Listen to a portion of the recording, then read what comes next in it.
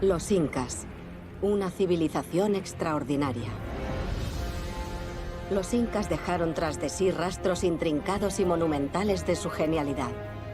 Pero la historia de este gran pueblo, desde su épico auge hasta su repentina caída, sigue envuelta en misterio.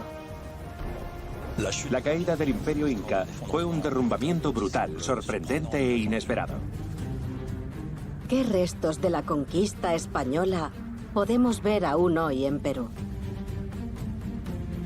En el momento en que está cayendo así y está mirando hacia el cielo, su cráneo se encuentra con un proyectil que le perfora el cráneo. La población andina cayó de 10 millones a 1 o 1,5. Fue una masacre inmensa. Gracias a los avances científicos y a imágenes ultrarrealistas generadas por ordenador, le devolveremos la vida a esta civilización perdida. Los avances en arqueología han revolucionado por completo nuestra forma de entender la historia inca. Esta es la extraordinaria historia de la caída del Imperio del Sol.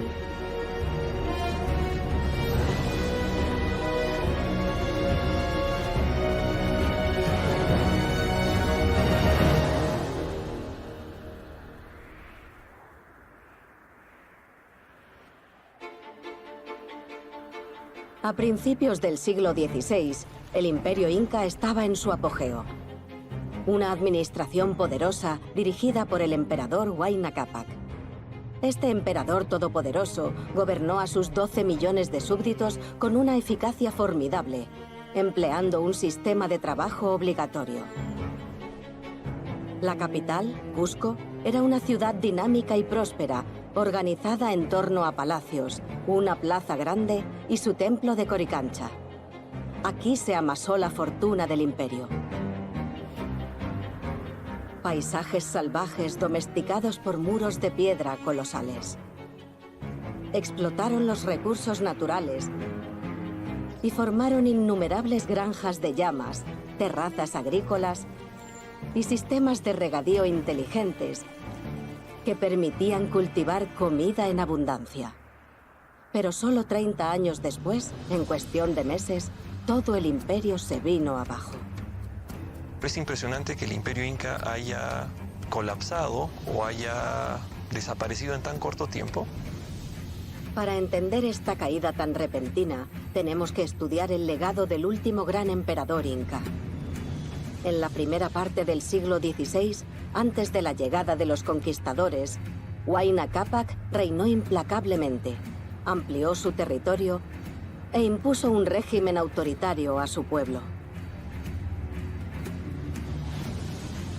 Las rebeliones locales fueron suprimidas con extrema violencia e incluso con crueldad.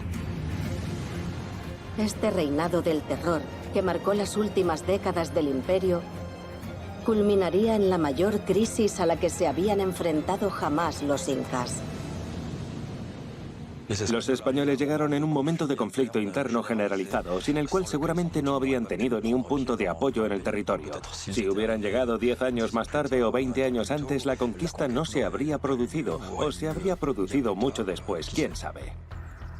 Si fue un momento tan oportuno para los españoles, debió de ser porque hubo un conflicto importante que afectaba al imperio. Los españoles llegaron a Perú en una época en la que había surgido una crisis de sucesión muy grave. Cuando murió el emperador anterior, dejó muchos hijos, 2 de los cuales, Huáscar y Atahualpa, estaban en guerra para ganar el poder.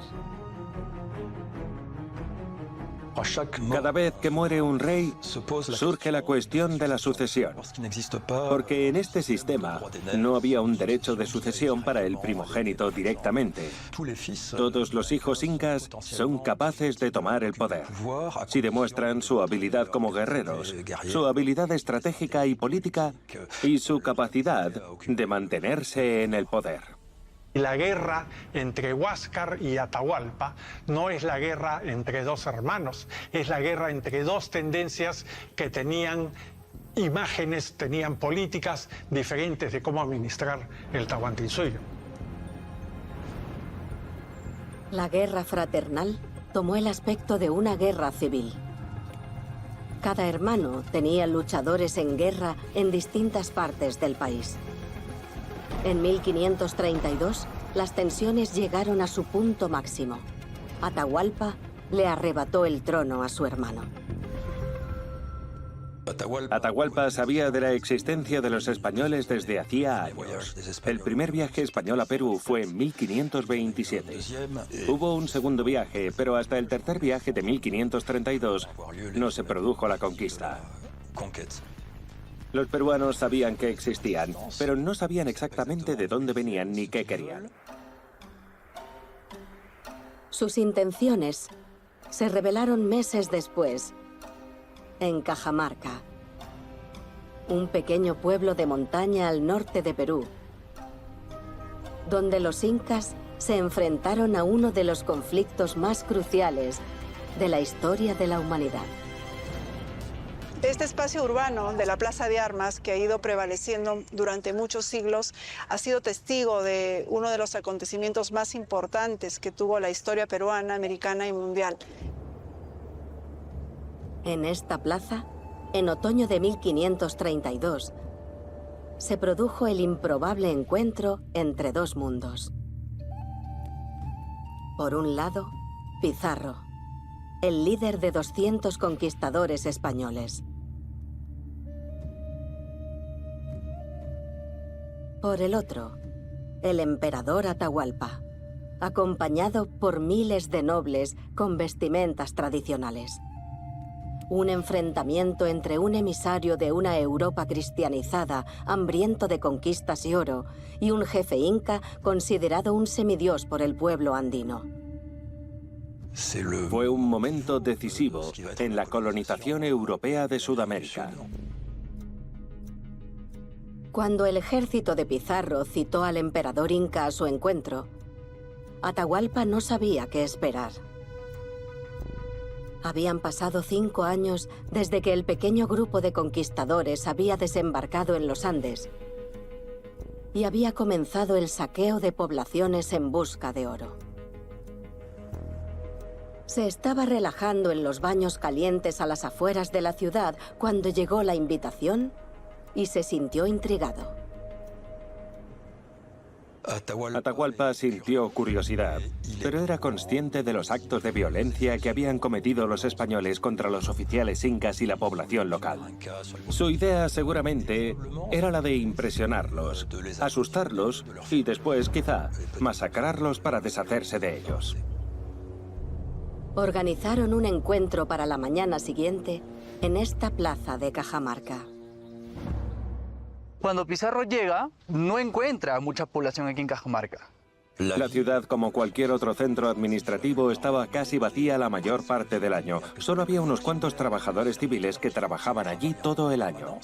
Los incas, en su intención de saber quiénes eran estos visitantes, porque eran altos, blancos, con barba, ellos tienen esta intención de conocerlos. El Inca viene sin militares, sin su general, viene con gente que lo acompaña en un séquito de danzas, bailes, flores, plumas. Cuando llegó a Atahualpa, ¿no? Él llega con toda su población, con todo su séquito, y ve que en la plaza no había muchas personas. Los españoles estaban escondidos. Algunos estaban esperándolo propiamente en la plaza y muchos otros escondidos con los cañones. Pillaron a los incas con la guardia baja. Atahualpa pensó que fácilmente podía atraparlos en caso pasara algo, ¿no? Pero no contó con que ellos venían ya con otra intención, además de tecnología avanzada, por así decirlo, con sus armas, obviamente de fuego, y con sus animales que también eran usados como armas. Este punto muerto cambió cuando el cura que acompañaba a los conquistadores le dio una Biblia al emperador inca. Recordemos que el Inca no sabía leer ni conocía qué cosa era la escritura, mucho menos los libros. Atahualpa la cogió, la miró rápidamente y la devolvió con desprecio. Tal vez incluso la tiró al suelo. Los españoles consideran como herejía, en nombre de la iglesia, de los reyes y de la conquista, es que todos salen de sus escondites y se produce una emboscada a todo el Inca con su séquito. La población se empezó a asustar y empezó a correr despavorida. La emboscada se convirtió en masacre, un baño de sangre que acabó con la muerte de miles de incas. En el bando de los españoles, los conquistadores no tuvieron ni una baja, pero la lección histórica de la batalla es cómo acabó, con la captura del emperador de los Hijos del Sol. Es un momento crucial para el imperio porque Atahualpa es el Hijo del Sol. El Hijo del Sol es uno de los dioses, es la representación del dios aquí, en la tierra. Si el dios cae, no hay nadie que pueda proteger al pueblo, ¿no? Entonces, cuando se da esta captura, los incas ya vieron el declive de su imperio. Fue un cambio de poder espectacular.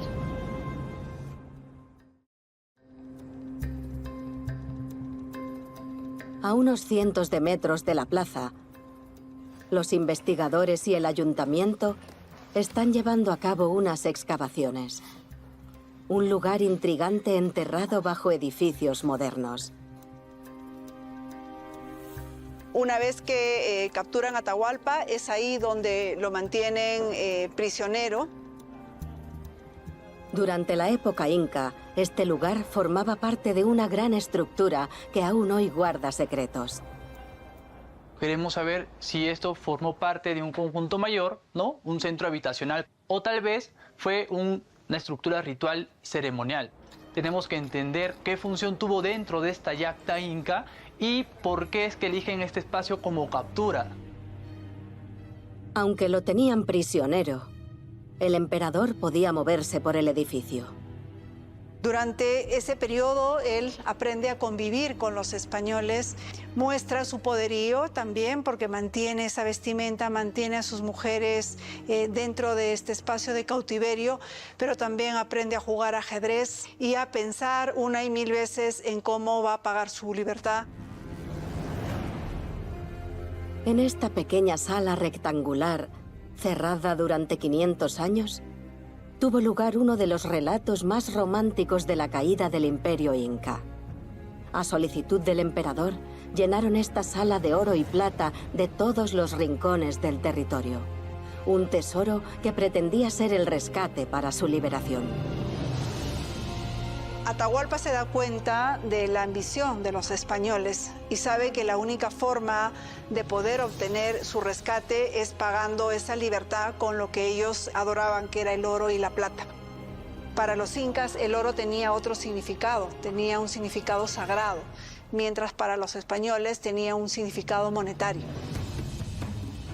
En esta sala, conocida como el Cuarto del Rescate, quedan restos de esta transacción. Se ve una marca en la pared donde efectivamente se puede notar que el Inca levantó su mano y hasta ahí fue la recompensa que ofreció a cambio de su rescate. Los tesoros ofrecidos por el emperador habrían alcanzado la altura de esta marca. Pero nunca se produciría su liberación. A pesar del trato que hizo con los españoles, Atahualpa fue ejecutado tras aceptar convertirse al cristianismo para evitar que lo quemaran en la hoguera. Tras la ejecución de Atahualpa, los españoles abandonaron enseguida Cajamarca, porque los ejércitos de Atahualpa los amenazaban desde cerca. Se fueron a Cusco. ¿Cómo consiguieron viajar tan fácilmente los españoles? ¿Por qué no los pararon las líneas de defensa incas que construyeron por todo el imperio?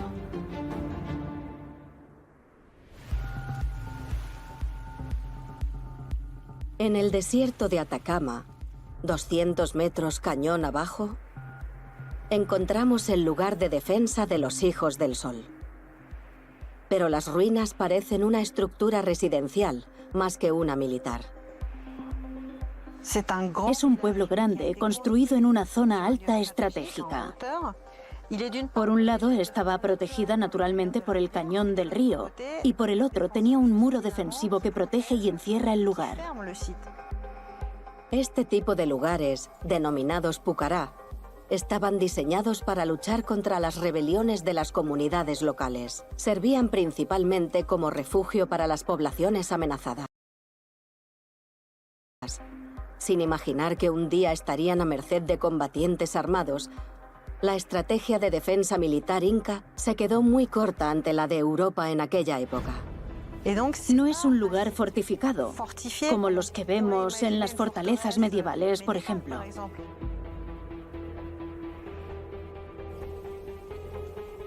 Estos pueblos fortificados no les dieron ninguna oportunidad a los incas frente a Pizarro y su ejército, que los superaron fácilmente. Los hijos del sol carecían de tácticas e infraestructuras para detener el rápido avance de los españoles a caballo.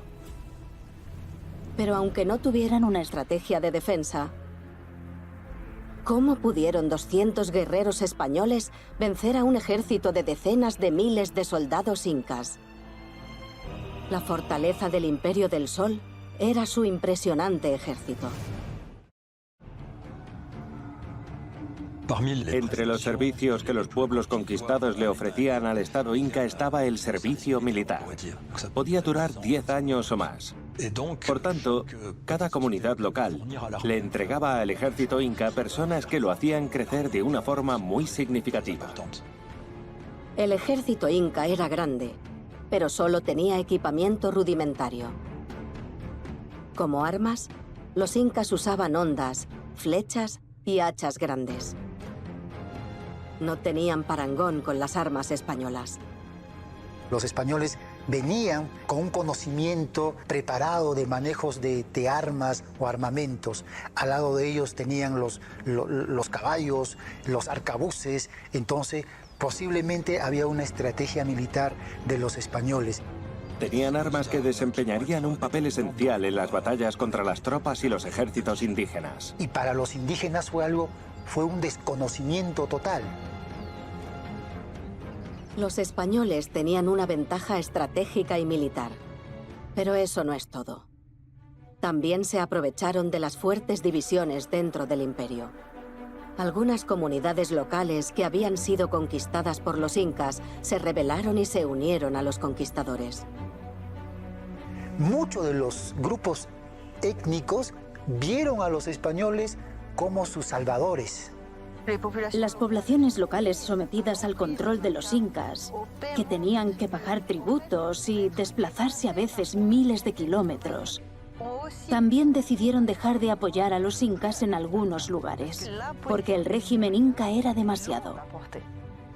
Ese factor de la lucha interna fue la oportunidad para los españoles. Aprovecharon ese hecho social para que ellos pudieran conquistar de la manera más rápida el Estado inca. En este periodo de derrumbamiento, en noviembre de 1533, los españoles llegaron a la capital imperial de Cusco.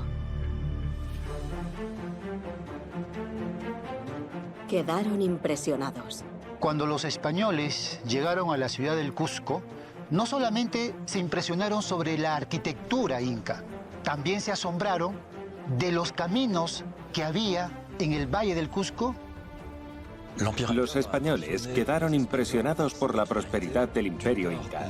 Por un lado, por la población concentrada de los incas para intensificar la agricultura, construir terrazas agrícolas y canales de regadío. Y por el otro lado, porque algo que impresionó mucho a los españoles fue la fortuna de Cusco, de oro, plata y metales preciosos que eran casi un monopolio de los incas y la capital, donde había templos repletos de cálices, estatuas de oro y todo tipo de objetos dorados. El templo del Coricancha, con sus estatuas y sus adornos de oro, enseguida fue profanado y saqueado por los españoles. Pero se estaba fraguando un nuevo punto de inflexión en otro lugar. En 1533, los conquistadores designaron a un inca como nueva cabeza del imperio. Manco Cápac II. Era el hermanastro de Huáscar y Atahualpa, ambos ya fallecidos. Pero no era un líder nato. Manco Inca fue un inca títere utilizado por los españoles. De esa forma, una vez que Manco Inca fue nombrado, los indígenas tuvieron que obedecer. Pero fue una estrategia de los españoles. A mediados de 1534, los incas entendieron que los españoles no habían venido solo a por el oro, sino a quedarse. Manco Inca se va a dar cuenta de cómo era utilizado por los españoles. Por eso, Manco Inca decide sublevarse contra los españoles. Un día pudo escapar con una artimaña. En 1536, Manco Cápac II se liberó de los españoles. Y formó un enorme ejército. Reunió a más de 30.000 hombres que ocupaban las colinas de Cusco y el lugar de Sacsayhuamán, una ciudad inca imponente con enormes muros en zigzag. Una reconstrucción en 3D reciente de Sacsayhuamán muestra un gran edificio rectangular, probablemente para vivienda, junto a otro con salas mucho más pequeñas, probablemente para almacenar armas. Tomó Sacsayhuamán, lo fortificó y comenzó el asedio de toda la ciudad. Empezó el asedio de Cusco. Y lo que hace era cercar toda la ciudad del Cusco, todo el valle del Cusco. Empezaron a incendiar todos los recintos, todas las viviendas dentro de la ciudad. Y los españoles estaban en la ciudad. Y es por eso que en el año de 1536 es donde los españoles, muy atemorizados, pensaron que iban a ser derrotados.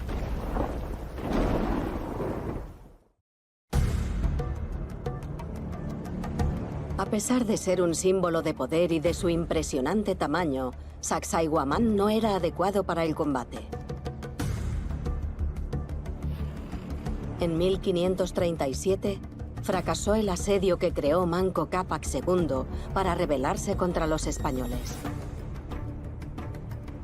Tras un año de lucha, le entregaron Cusco a los españoles.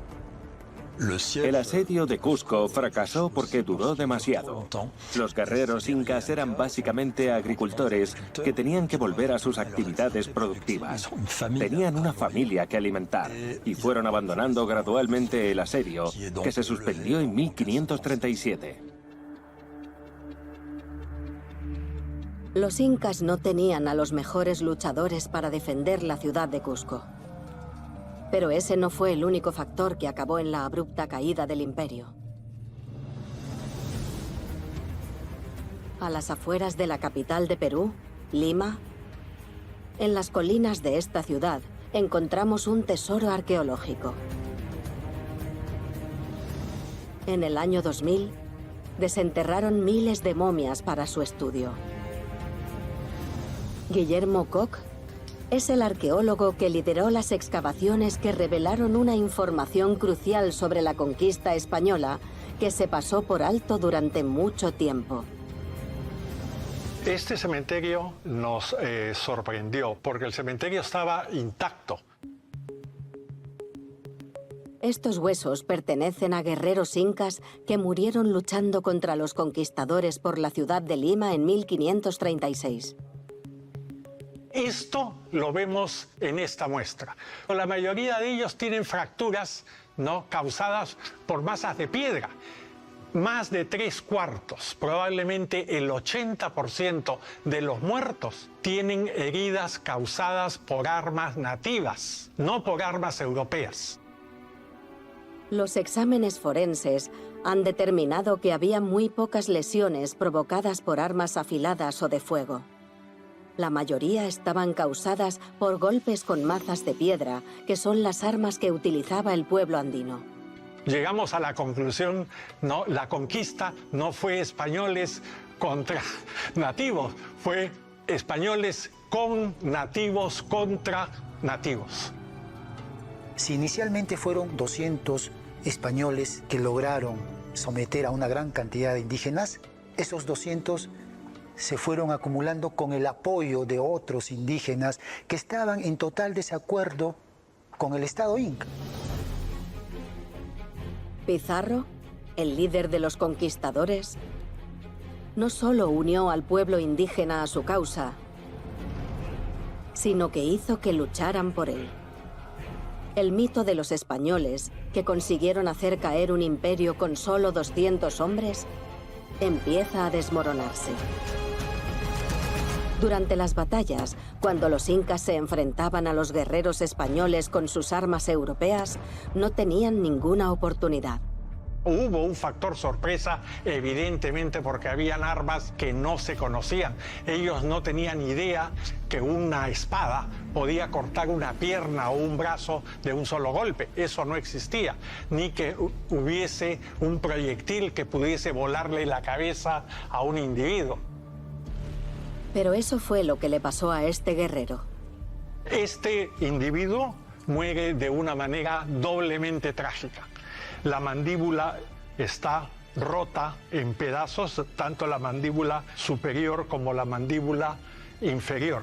Nuestra reconstrucción nos indica que este individuo recibe un mazazo en la cara. Probablemente el individuo muere como consecuencia de este golpe y se va para atrás, ¿no? Y en el momento en que está cayendo así y está mirando hacia el cielo, su cráneo se encuentra con un proyectil que le perfora el cráneo. Nosotros deberíamos haber encontrado el proyectil adentro. Sorprendentemente, el proyectil no estaba, aunque el cráneo no tiene herida de salida. La explicación vale su peso en oro. La explicación probable es que el proyectil fue recuperado. Extrajeron el proyectil. ¿Por qué? Porque en 1536 había más oro que hierro. El hierro era sumamente escaso. Cuando llegaron los conquistadores, los incas no solo fueron asesinados con proyectiles. Otro azote letal alcanzó a la población.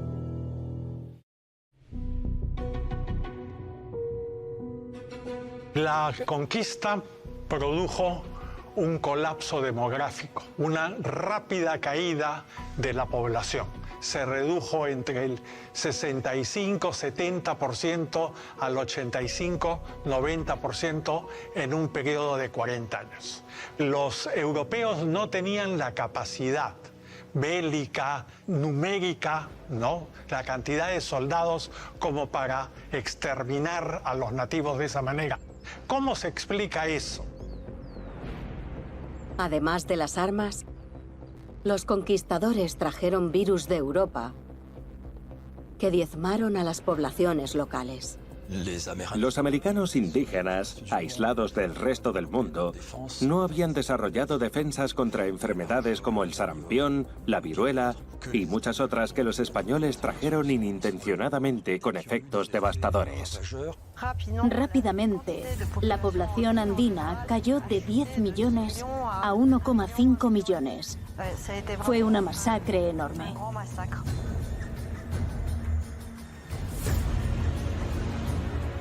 A pesar de tener una población menguante a causa de la guerra y las enfermedades, la resistencia inca continuó. En 1537, tras el asedio fallido de Cusco, Manco Cápac II no se rindió. Se dirigió a Ollantaytambo, una ciudad 60 kilómetros al noroeste de Cusco. Cuando Manco vino hasta aquí, no solo preparó esto como una fortaleza, sino que aprovechó las terrazas agrícolas creadas por los incas. Era el lugar ideal para asentarse y transformar esta zona en el nuevo cuartel general de su ejército y sus seguidores. Estas fortalezas nos permiten desentrañar los misterios de la construcción inca, con su construcción perfecta con bloques monolíticos gigantes. Creo que Ollantaytambo probablemente sea uno de los lugares más megalíticos que puedes encontrar en los Andes. Usaron un montón de formas poligonales, pero también otras formas un poco más geométricas. Estos muros, como los de Sacsayhuamán o Cusco, cautivaban a los visitantes. Algunos incluso han propuesto teorías extrañas, como que hubo participación alienígena, para explicar cómo pudo construir algo así una civilización que no tenía ruedas ni herramientas de metal. El primer misterio es el transporte. Estas piedras proceden de una cantera a varios kilómetros de distancia al otro lado de un río. No sabemos cómo consiguieron traerlas a través del río. Las arrastraron desde la cantera hasta aquí. Tenemos cuerdas especialmente preparadas. Puede que arrastraran las piedras con cuerdas muchas personas. Además de cuerdas, puede que usaran troncos de árboles para arrastrar los bloques de piedra. Pero sobre todo, esta tarea requería potencia. Se habrían necesitado hasta 20.000 trabajadores. Una vez llegaron las piedras, ¿cómo pudieron tallar los bloques con tanta precisión sin herramientas de hierro? Los incas eran unos canteros increíbles y empleaban piedras de distintos tamaños para reducir los bloques. Como ves aquí, se usaron grandes martillos de piedra para tallar. Aquí pequeñas, más precisas. Pero lo especial de Ollantaytambo es la precisión de las juntas. Esta lisura es única. Las juntas, montadas con precisión milimétrica, aún hoy resultan impresionantes. ¿Cómo pudo ser técnicamente posible para los incas? Tanto cronistas como personas que vivieron después mencionaron que los incas usaban un tipo de mortero para moler una especie de arena fina, quizá mezclada con otros materiales orgánicos. Algunos dicen que ese mortero desapareció con el paso del tiempo. Esto es casi una leyenda. Ahora están estudiando si realmente algunos tipos de morteros y de materiales orgánicos pueden suavizar ligeramente la superficie de la piedra para permitir este tipo de pulido. La naturaleza abrasiva del mortero habría permitido que las piedras encajaran como piezas de un puzzle. A pesar de su genialidad, los muros de Ollantaytambo no bastarían para mantener a salvo a los luchadores de los Hijos del Sol.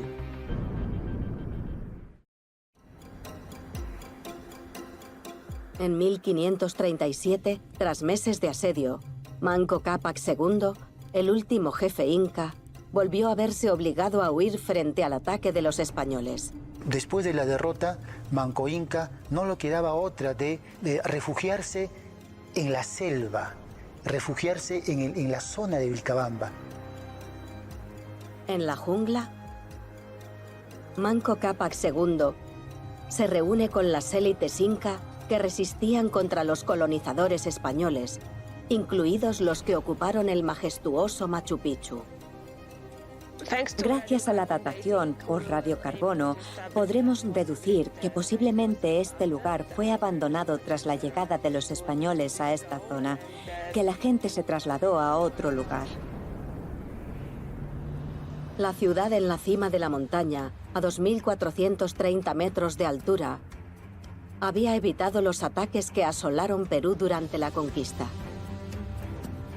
Construida por el bisabuelo de Manco Cápac II, el tesoro megalítico de los Andes no estaba diseñado con fines militares. Durante un siglo fue el segundo hogar de la élite inca, una zona agrícola, un observatorio astronómico y un santuario. Puede que los españoles nunca supieran de su existencia. Felizmente la topografía del terreno pues ha impedido de repente que ellos arriben y que la Yacta, ciudad inca de Machu Picchu, corra la misma suerte que ha corrido, por ejemplo, el Cusco, nuestro Cusco, cambiando totalmente la morfología, la distribución espacial. Al principio de la conquista, los españoles llegaron en busca de una ciudad mítica de oro y riquezas.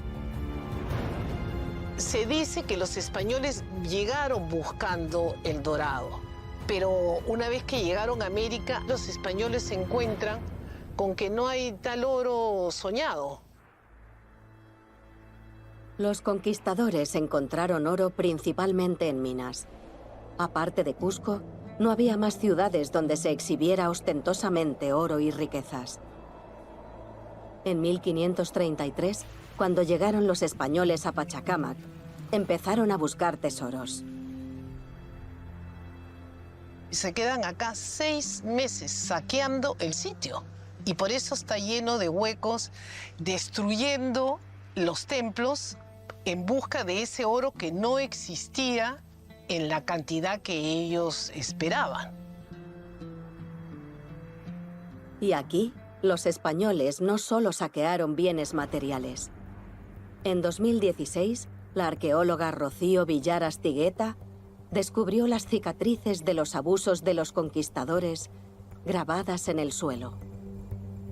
En toda la superficie de esta plaza tenemos una serie de acumulaciones de ceniza y de tierra quemada, incluso con pequeños fragmentos de carbón.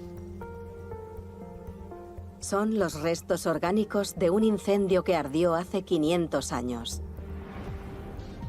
La tierra roja nos indica la superficie donde existió o donde se dio el fuego.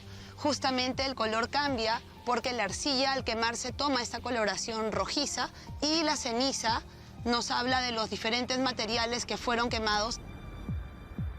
Cuando los arqueólogos excavaron la zona cercana al incendio, hicieron un descubrimiento sorprendente: miles de huesos humanos. En este contexto hemos recuperado 10.000 huesos en diferentes estados, entre fragmentos y huesos completos como esta tibia, por ejemplo, o fragmentos como los de acá que vemos en las costillas. El grado de carbonización y el color de algunos huesos indican que los cuerpos ya estaban muertos y enterrados cuando se produjo el incendio. Tenemos una combustión alta porque nuestro material ya ha pasado más del 50% de color, el gris a blanco.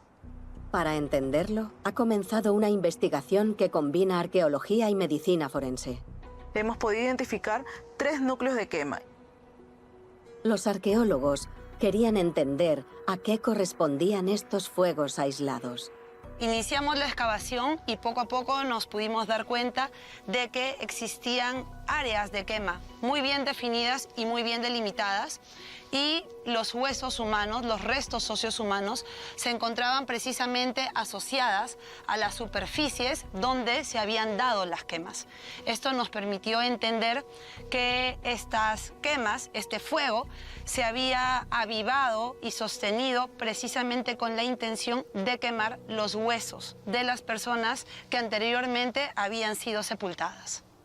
Alrededor del año 1533, en uno de los templos inca más sagrados, se exhumaron deliberadamente miles de cadáveres y se prendieron fuego.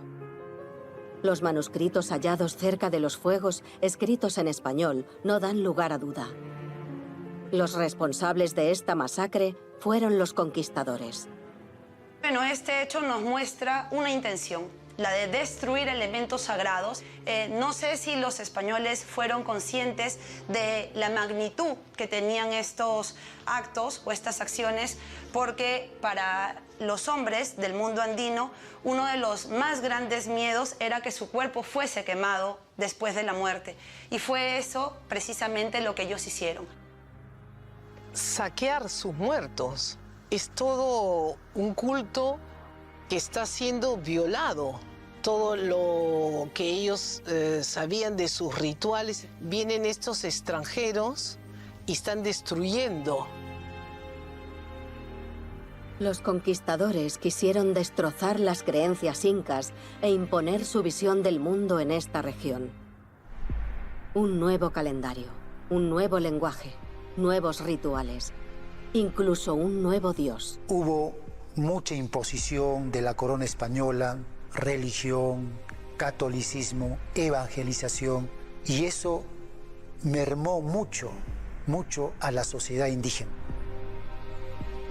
La caída del Estado inca duró más de 3 décadas. Desde el reinado de Manco Cápac II en 1536 hasta la caída de los últimos luchadores de la resistencia. En 1572 no quedaba nada de la administración de los Hijos del Sol. Cuando los españoles logran capturar al último inca, se da una nueva etapa de la historia. Los españoles comenzaron a reorganizar el Cusco a su manera, con costumbres españolas, con arquitectura occidental. Los conquistadores destrozaron metódicamente todo lo que representaba la identidad inca. Para conseguirlo, desmantelaron los monumentos más simbólicos, como el imponente Sacsayhuamán en Cusco. Quitaron las piedras más impresionantes y las echaron abajo para hacer puertas y dinteles. Según avanzaron en la construcción, esto se convirtió en una cantera abierta y la ciudad colonia que vemos hoy fue construida mayormente con las piedras de Sacsayhuamán.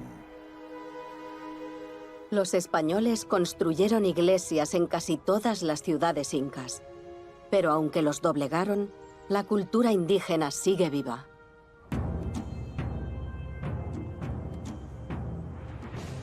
En Cajamarca, una iglesia muestra cómo se fusionó la arquitectura indígena con la cristiana.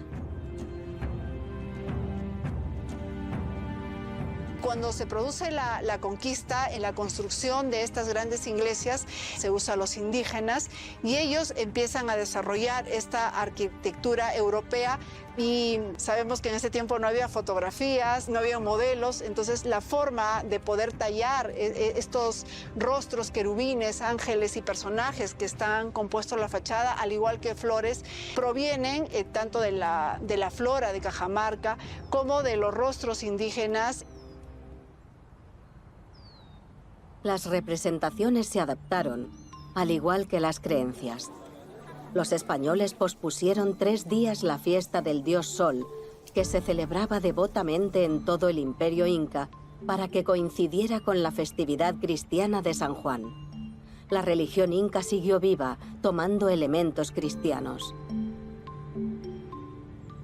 La religión de las montañas, que en los Andes es milenaria, sigue existiendo junto a la religión de los santos, la Virgen María y Cristo.